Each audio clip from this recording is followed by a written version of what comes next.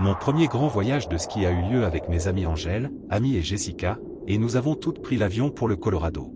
Nous avons toutes loué un Airbnb dans la ville de Snowmass, juste à côté de la station de ski d'Aspen Mountain.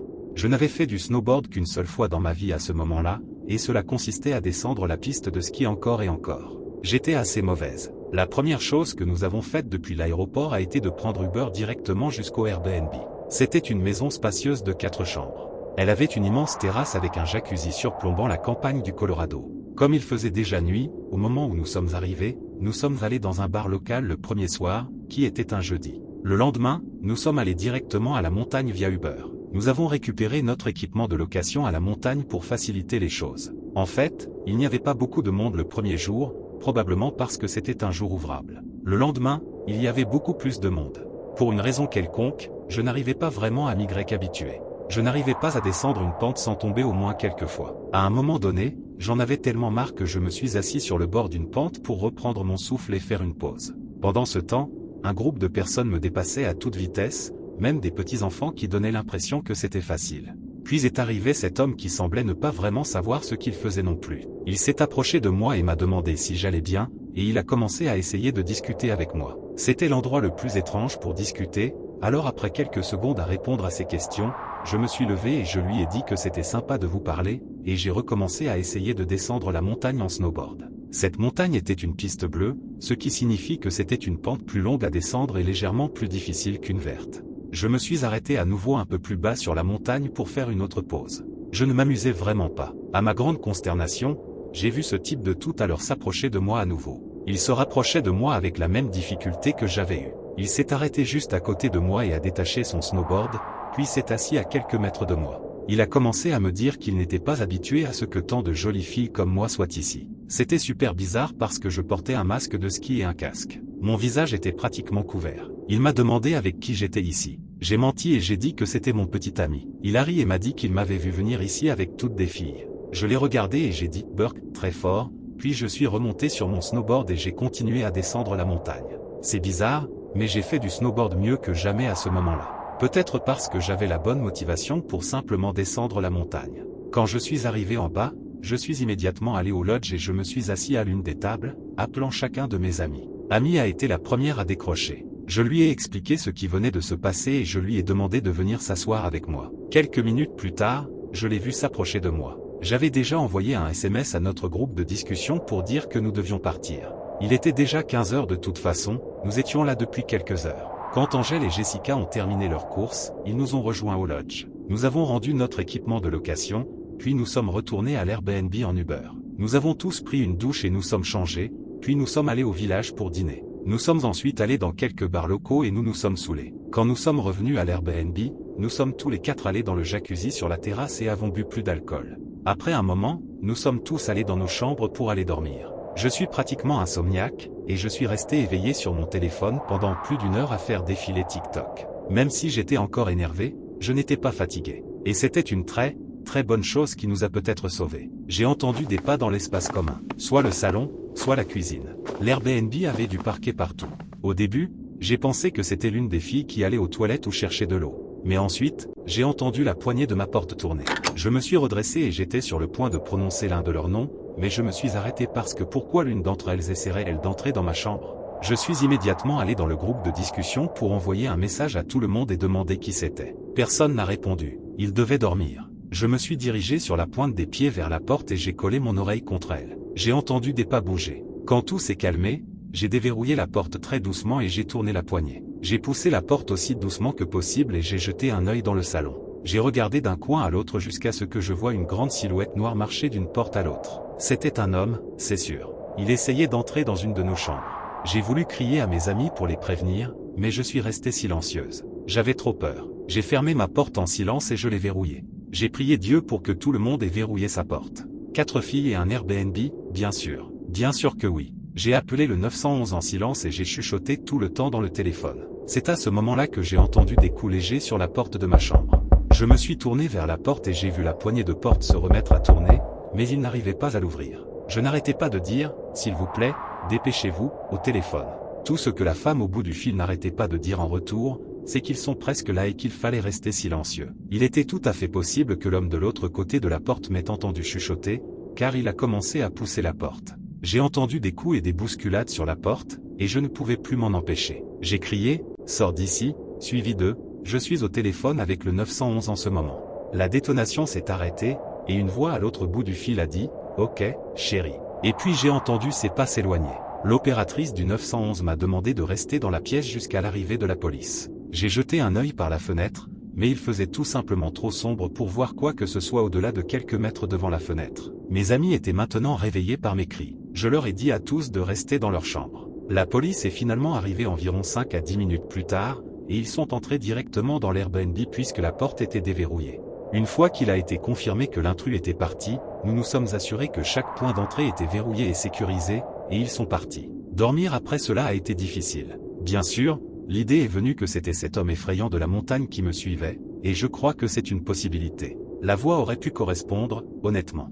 Après avoir négocié un remboursement partiel avec l'hôte Airbnb, nous avons passé le dimanche à parcourir la région au lieu de faire du snowboard, et nous avons séjourné dans un petit motel le dimanche soir. Nous avons pris l'avion pour rentrer à la maison le dimanche matin. Chaque fois que j'avais peur quand j'étais enfant, mon père m'avait toujours dit dans la vie qu'il ne fallait pas avoir peur des fantômes. Craignez les vivants car ils peuvent vraiment vous faire du mal. À la fin de mon adolescence, j'ai gagné de l'argent après le suicide de mon père et j'ai reçu un héritage de sa part. Au moment du décès de mon père, lui et ma mère possédaient une cabane dans l'Oregon près du mont Bachelor. La cabane avait été mise en vente car ma mère ne pouvait plus payer les mensualités, et la louer ne couvrait pas non plus les mensualités. La cabane devait être mise en vente dans moins d'un mois, et était en train de finaliser tous les documents avec l'agent immobilier et l'avocat. Donc, pendant ce mois-là, la cabane n'allait plus être louée et allait simplement être vacante. J'ai vu cela comme une occasion de m'évader un moment et de me vider la tête à la lumière de tout ce qui se passait. J'ai quitté le travail, j'ai emballé mon équipement de snowboard, j'ai attrapé mon chien Midnight et je suis monté dans la voiture de mon père jusqu'au chalet. Mes 2 premiers jours au chalet se sont déroulés normalement et rien d'extraordinaire ne s'est produit. J'ai passé mes journées à jouer avec Midnight dans la neige et à faire du snowboard, et les soirées à jouer à la PlayStation ou à écouter de la musique, à boire et à fumer sur le balcon. J'avais déjà fait des provisions de nourriture, de cigarettes et d'alcool, donc j'étais pratiquement enfermé, à part quelques sorties occasionnelles pour dévaler les pentes. Avec mon chien comme compagnie et des DVD et des PlayStation comme divertissement, j'étais assez content et j'ai commencé à me sentir détendu après tout le drame qui avait précédé ma sortie. Le chalet lui-même était sur 2 étages. L'étage inférieur comprenait le salon et une chambre d'amis latérale, ainsi qu'une petite cuisine. À l'étage, il y avait 2 autres pièces, ainsi qu'un balcon donnant sur la chambre principale. Je passais la plupart de mon temps dans le salon, la cuisine ou la chambre principale. Je ne m'aventurais jamais dans les autres pièces et je gardais toujours les portes qui y donnaient fermées. Le 3e jour est arrivé et j'ai repris ma routine habituelle, jouer avec mon chien, jouer à des jeux et regarder des DVD. Ce jour-là, il y avait une chute de neige assez importante, alors au lieu de dévaler les pistes, je suis resté à la maison. C'est à ce moment-là que les choses ont commencé à devenir un peu bizarres. Dans notre région, il n'y avait que 2 autres chalets adjacents au nôtre, à peut-être un pâté de maison l'un de l'autre. Tous les autres chalets, à part ceux-ci, se trouvaient à environ 1,5 km du nôtre. Nous étions principalement entourés de forêts et de très grands pins. Ces 2 chalets étaient vidés, depuis les 2 derniers jours, je savais que personne n'y séjournait actuellement. Vers midi, alors que j'étais dehors avec mon chien, j'ai remarqué ce qui ressemblait à des empreintes de pas dans la neige autour de notre chalet. Il neigeait toujours, donc les empreintes semblaient à moitié fraîches, comme si quelqu'un était passé par là au cours des 20 à 30 dernières minutes avant moi. J'ai pensé que peut-être quelqu'un séjournait dans la cabane près de moi que je n'avais pas remarqué. Peut-être qu'ils étaient enfermés comme moi. Bon, peu importe. Les empreintes s'éloignaient de ma cabane et disparaissaient dans la neige vers la partie la plus dense des arbres. J'ai ignoré les empreintes et je suis retourné à l'intérieur. La nuit est arrivée et j'ai décidé d'aller me coucher. Mon chien Midnight était allongé sur le lit avec moi, quand j'ai remarqué que ses oreilles se dressaient pour écouter. Il a ensuite rapidement sauté du lit et a couru en bas dans le salon. Je me suis allongé dans le lit et je suis resté silencieux.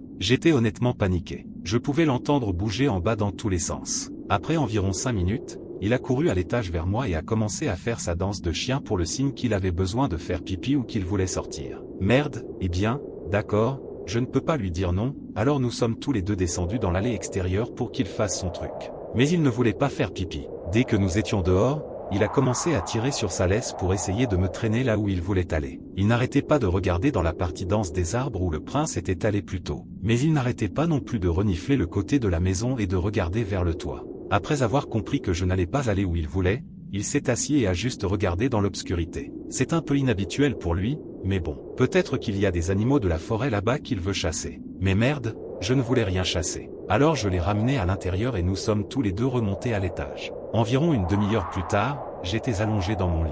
Quand j'ai entendu ce qui ressemblait à des sabots marchant sur mon toit, ce n'était qu'une série d'environ 6 pas, et j'ai rationalisé en pensant que cela pouvait être une pomme de pin tombant d'un arbre sur le toit, ou peut-être un animal de la forêt au bon cœur qui courait partout. Mais voilà le truc. Les marches semblaient être espacées comme une foulée d'hommes, donc ça m'a vraiment fait flipper. Mud Knight a également entendu le bruit et s'est empressé de courir vers la porte moustiquaire du balcon en s'attendant à ce que je le laisse sortir.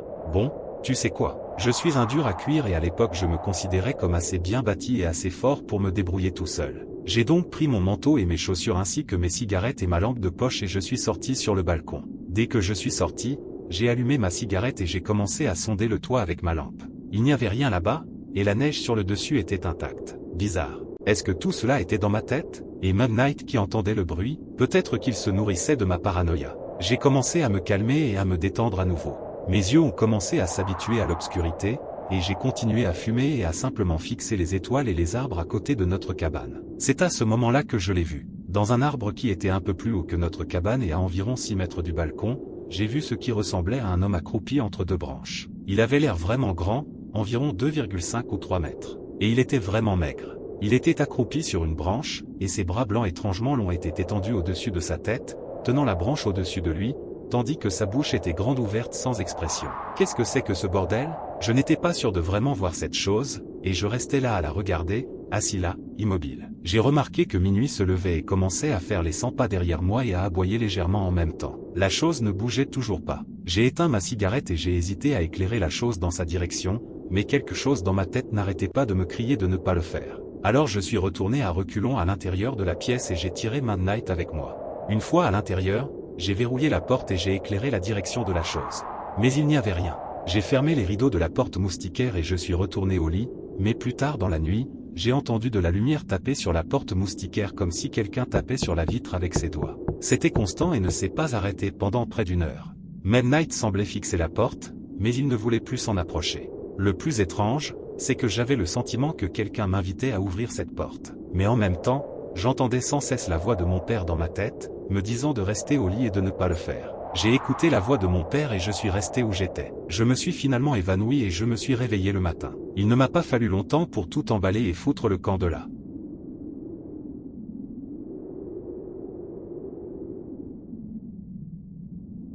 Ma famille possède une propriété dans le Vermont que nous utilisons en hiver pour faire du ski et du snowboard. Elle se trouve au sommet d'une colline entourée de bois. Les voisins les plus proches sont en haut de la route, mais suffisamment éloignés pour que nous ne puissions pas voir leur maison depuis notre propriété.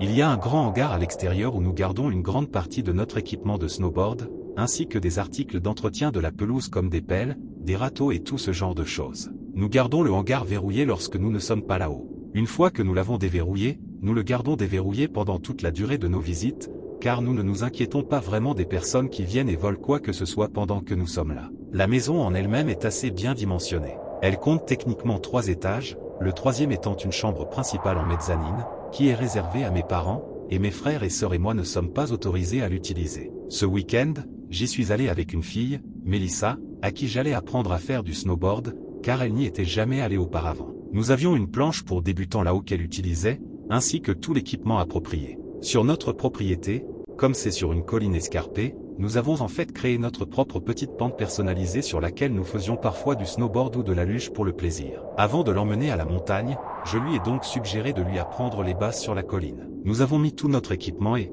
tout en haut de la colline, j'ai lentement commencé à descendre en lui montrant les mouvements de base. Lorsqu'elle a fait ses premières tentatives, elle est immédiatement tombée comme prévu, mais elle a persisté et a continué à essayer et à remonter. Chaque fois que nous arrivions au bas de la colline, elle s'améliorait un peu. Puis nous remontions et recommencions. À un moment donné, nous avons tous les deux entendu une voix masculine nous appeler depuis les bois, probablement pour nous. Elle disait « Bonjour ». Nous avons commencé à regarder autour de nous, complètement confus. Tout ce que nous avons vu, c'était un tas d'arbres et une couche de neige blanche recouvrant le sol des bois. On pourrait penser qu'il serait plus facile de repérer quelqu'un ou quelque chose quand il n'y a qu'un drap blanc qui vous entoure. Mais non, nous n'avons vu personne dans les bois. J'ai crié, est-ce que quelqu'un est là? Plus rien maintenant, juste le silence de mort d'un endroit isolé en hiver. Melissa et moi étions légèrement perturbés, Alors nous sommes retournés à la maison et sommes entrés. Je ne pensais pas que cela pouvait être les voisins parce que je n'avais pas vu l'allée menant à celle que nous avons dépassée pelletée, et les voisins plus haut sur la colline n'auraient aucune raison de descendre comme ça. Je lui ai dit que cela devait être une personne au hasard qui partait en randonnée dans les bois. C'était la possibilité la moins effrayante. La prochaine chose que nous avons faite a été d'aller dans mon restaurant préféré à proximité. Ensuite, nous sommes allés faire des courses de base pour nous permettre de passer les prochains jours. Comme il était un peu tard maintenant, nous allions passer le reste de la nuit à nous détendre à la maison. Nous avons dîné, puis nous nous sommes détendus près du foyer à l'arrière. À un moment donné, nous avons tous les deux entendu le bruit distinct de chaussures marchant dans la neige non lourde. J'ai éteint la musique pendant une seconde, mais avec le bruit du feu crépitant, ce n'était toujours pas un silence de mort. À ce moment-là, tout ce que nous entendions s'est arrêté. J'ai demandé son téléphone pour pouvoir utiliser à la fois ma lampe de poche et celle de son téléphone pour pointer dans les bois. Encore une fois, comme plus tôt, j'ai crié « Est-ce que quelqu'un est là ?» Ce qui a effrayé Mélissa. Elle doit entrer, alors nous l'avons fait. Nous ne sommes pas retournés dehors cette nuit-là. Le lendemain matin, je me suis réveillé en voyant Mélissa sortir du lit. J'étais toujours fatigué, alors je me suis rendormi. Quand je me suis réveillé à nouveau, elle n'était toujours plus dans le lit. J'ai regardé l'heure, et il était déjà 9 heures du matin. Alors je me suis levé et j'ai ouvert le rideau de la fenêtre. J'ai regardé le hangar à l'extérieur. La porte était ouverte, et j'ai vu le souffle de quelqu'un être soufflé derrière la porte du hangar. Je me suis demandé ce que Mélissa faisait là-bas. J'ai ouvert la fenêtre et j'ai crié le nom de Mélissa, mais quand elle m'a rappelé, sa voix est venue de l'intérieur de la maison, directement du salon. J'ai eu la chair de poule. Je n'arrêtais pas de regarder le souffle qui s'échappait de la personne qui était dans notre remise s'échapper par la porte. J'ai crié dehors, « Yo, qui est dans ma remise ?» Et quelques secondes plus tard, j'ai fermé la fenêtre et j'ai couru vers le salon pour trouver Mélissa en train de regarder la télévision. Ou plutôt maintenant, elle était plutôt debout devant le canapé, inquiète. J'ai regardé par la porte arrière et j'ai vu le dos de quelqu'un habillé en noir qui courait dans les bois. J'ai cherché mes bottes, mais le temps de les enfiler, il était trop tard pour le poursuivre. Je suis allé vérifier la remise pour voir si quelque chose avait été volé, mais il semblait que tout était là. J'ai refermé la remise par mesure de sécurité. J'ai vu les empreintes de pas de cette personne qui menait des bois à la remise, puis de nouveau au bois. Je n'avais pas l'intention de suivre les empreintes, cependant. Après que nos nerfs se soient un peu calmés, nous avons pris le petit déjeuner, puis nous sommes partis pour la montagne. Nous avons passé toute la journée à faire du snowboard. Mélissa a étonnamment bien appris, et nous prévoyons de faire encore une journée demain. Après notre retour à la maison, nous avons préparé un steak pour le dîner, puis nous avons regardé un film. Nous ne voulions pas rester assis dans le noir à nouveau après la nuit dernière et plus tôt dans la journée. Au milieu de cette nuit, je me suis réveillé en entendant Mélissa me secouer. Elle m'a expliqué pourquoi. Puis elle m'a dit d'écouter. Nous sommes restés assis en silence pendant environ 30 secondes avant d'entendre « Aidez-moi » d'une voix très longue et prolongée de l'extérieur. Mélissa était hystérique. Puis nous avons entendu à nouveau la voix. Je suis allé à la fenêtre, et elle m'a supplié de ne pas ouvrir le rideau. J'ai dit que j'allais juste jeter un œil. J'ai doucement soulevé un coin du rideau pour jeter un œil à l'extérieur. Je ne sais pas ce que je m'attendais à voir, à part une obscurité totale. J'ai ouvert la fenêtre et une rafale d'air froid m'a frappé au visage. J'ai écouté, dans l'intention d'avoir une meilleure idée de l'origine de cette voix, puis j'ai soudainement entendu des pas dans la neige, minuit 19, devenant beaucoup plus fort très rapidement. Il se dirigeait vers la fenêtre. Je l'ai rapidement baissé et refermé. Qui que ce soit, je m'étais déjà vu. Le coup à la fenêtre l'a confirmé. J'ai regardé Mélissa qui se cachait sous la couverture en faisant de faibles bruits de pleurs. Je lui ai dit de rester silencieuse. Notre meilleure réponse a été de ne pas répondre ou de ne pas les reconnaître. Il n'y a plus eu de coup à la fenêtre, ni d'appel de l'extérieur. Ce furent de longues heures après cela s'endormir. Finalement, nous étions tellement fatigués que nous avons fini par nous endormir. Le lendemain matin, j'ai vérifié autour de la maison et il y avait des empreintes de pas qui entouraient littéralement la maison. Quelqu'un ou plusieurs personnes tournaient autour de la maison, apparemment allant de fenêtre en fenêtre. Nous avons décidé de partir tôt, car il était clair que quelqu'un nous traquait dès notre arrivée. J'ai tout remis sous clé dans le hangar. Puis nous avons emballé la voiture et sommes retournés à Rhode Island. Pour les curieux, rien n'a été cambriolé ou volé la fois suivante où l'un d'entre nous est retourné là-haut. Donc, honnêtement, je n'ai même pas vraiment d'idée de ce que cette personne voulait. Mais c'était très certainement la même personne coincée dans la maison dès notre arrivée. Il se peut qu'il s'agisse de plusieurs personnes. Quand on se trouve dans un endroit isolé comme celui-là, se rendre compte qu'on n'est pas seul est la chose la plus effrayante que l'on puisse imaginer.